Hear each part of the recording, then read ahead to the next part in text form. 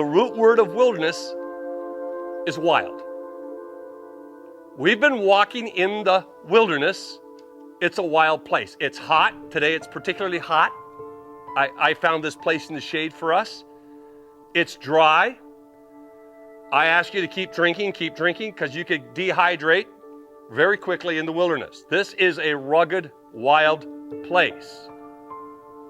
Now, from an Egyptian context, there's the black land, Kemet. That's Egypt. And Egyptians never wanted to leave the black land. And then there's the wilderness, the red land. Okay, and that's the place of death. We talked about how Moses comes and says, I've got good news. God wants to deliver us. He wants to take us out of the black land and bring us into the red land.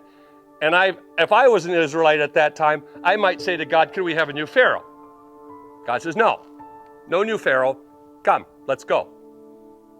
And they follow him because God, he had earned their followership by defeating all these Egyptian deities, one after the other, after the other, after the other, after the other.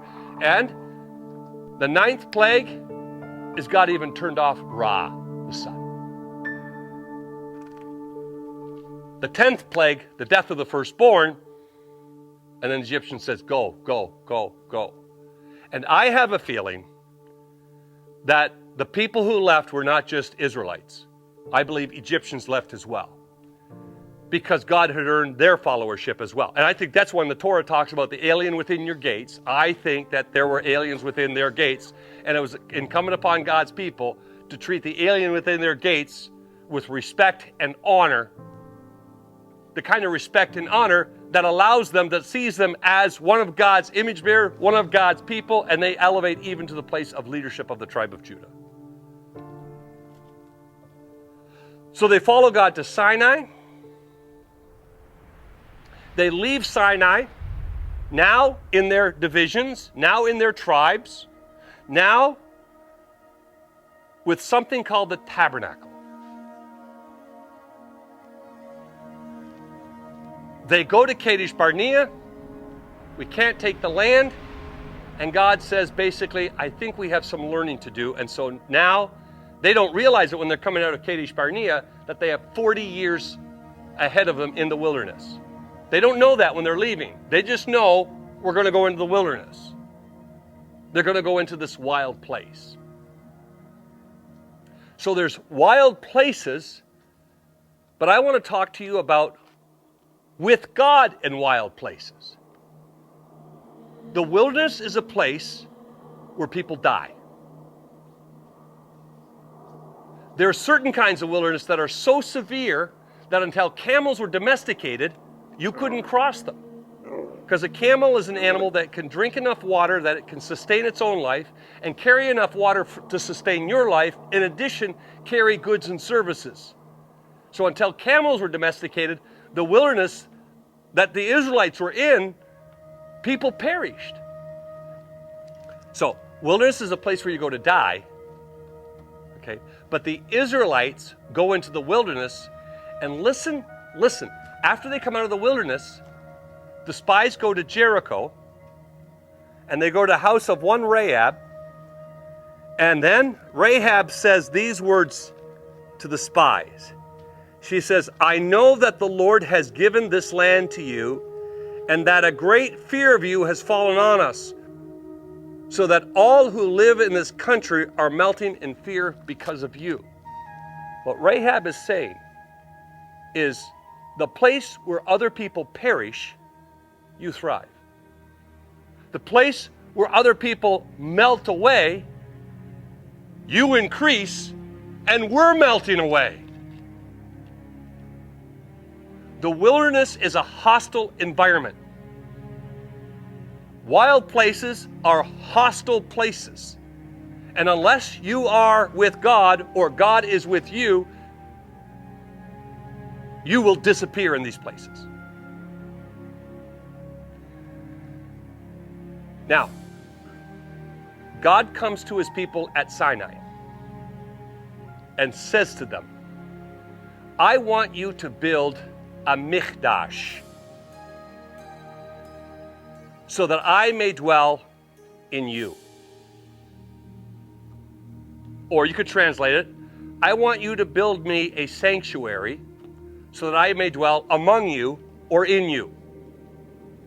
Now the Hebrew word Mikdash comes from the Hebrew word kadosh. The Hebrew word kadosh means holy. That's why translators translate that as sometimes build me a sanctuary so that I may dwell among you. Now this has been huge for me as I've teased this out, and I'm going to give it to you now. I always thought in the Garden of Eden, there's man and a woman and God. Then there's the story of the tree, pleasing to the eye.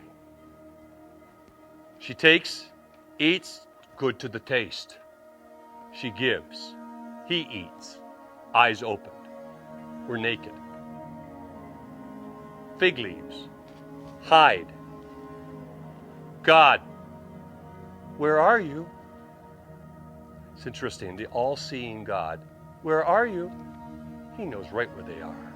It's just his opportunity to say, come to me. But they're in fear. Who told you you were naked? You have to go. Angel, sword, flashing. And Adam and Eve leave Gan Eden, the Garden of Eden, and they go out into the thorns. And I thought they went out because God is light and in him there's no darkness. God is life and with him there is no death. That God and sin cannot occupy the same space. And that Adam and Eve had to go because they were impure. And there may be some merit to that. But then I come to Exodus, where God says, build me a sanctuary that I may dwell among you, that I may dwell in you. The Hebrew is open to both interpretations. Build me a holy place. Now, in my opinion, the Hebrew word holy, kadosh, means cut or separate. And sometimes I just have a hard time thinking, sometimes I think, what does holy really mean? It's a hard word. I don't use the word holy other than with God. And I just wonder, if I had to explain what holiness is to someone, how would I explain it? And I would explain it this way. Because God says, be holy as I'm holy. Be set apart as I'm set apart. The word I would use is be special like I'm special. God is special. There is no other God like him. He behaves in an entirely different way. He has an entirely different priority system. God is different than any other God. So God says, I want you to build a special place for me, a Mikdash, derivative of holy, special, set apart place, so that I may dwell among you. So all of a sudden, I realize that God wants to live in the midst and among and in sinful people. Really, in that sense, God comes into our sinful world, into my sinful space, into my sinful life. And he's going to deal with my sins, but it's not my sins that make it unable for God to come into my life. Now the rabbis asked this question. What if the ancient Hebrews disobeyed God? What if the ancient Hebrews didn't build a Mikdash? What if they didn't build a sanctuary? What if they didn't make a special place for God? Then he would have no place to occupy. And there's a fundamental principle. For a people who live in wild places, and my friends, we live in some very wild places. There's a wildness at work. There can be a wildness in the home. There's a wildness in school. There are forces that seek your demise. In fact, you were not created to survive in the wilderness. You cannot survive in the wilderness. You're not equipped to survive in the wilderness. In order for you to survive in the wilderness, You need to make space for God. What if you don't make space for God in your life? What is he going to fill? It's not sin that keeps God out of your life. It's not making space for God that keeps him out of your life. I'll tell you something. Every one of us has wild places in front of us. Because the chances of you and your spouse dying at the same time, it could happen. But one of you is going to go first. And as you go, it could be suddenly, in a twinkling of an eye, a massive heart attack, train car accident, whatever. But when we go, it could be our health diminishes. These are wild places. For some of us, it could be we have the double pain of watching one of our children go before us. These are wild places.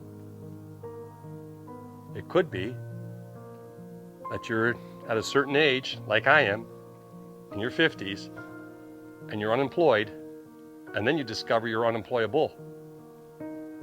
This is a wild place. You have dreams for your children, and those dreams are smashed. This is a wild place. And God says, make space for me. Special space. And in that space, he wants to live face to face with us. So whether the Lord gives or the Lord takes away, blessed be the name of the Lord. The prophet who says that, Habakkuk. Habakkuk means hug, embrace. And sometimes, my friends, that's all you get. But it's enough. God's embrace. Hang on, my child. Just believe. I know, says God. The hardest time to have faith is when you have to have it, but just hold on. I'll help your unbelief. Hold on. Because I'm going to redeem not just you and not just yours, but I'm going to redeem the cosmos. And you're part of my plan. And you may not understand the movement of my hands, but my child, in faith, you don't have to question the motivation of my heart. Wild places are a part of all of our lives. God doesn't expect us to go to these wild places without him. We go to those wild places in him, with him, and he in us. In order to survive in the wilderness, you've got to make space for God. You make space for God, then Rahab and all others will see you not only survive in the wilderness, they will see you thrive in the wilderness. And where others perish, you bloom. You bear fruit.